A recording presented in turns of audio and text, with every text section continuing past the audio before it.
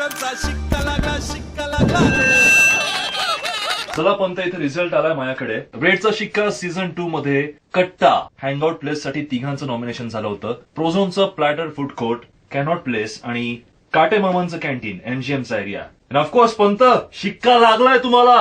अभिनंदन. थँक्यू. अभिनंदन. औरंगाबाद मधली सर्वोत्कृष्ट हँगआउट प्लेस, सर्वोत्कृष्ट कट्टा ठरलाय काटे मामांचं कॅन्टीन एमजीएम कॅम्पस. पंत, आधी श्वास घ्या आणि मग सांगा आता काय सांगाल तुम्ही औरंगाबादला. श्वास काय घेता, मला बीपीचा पेशंट.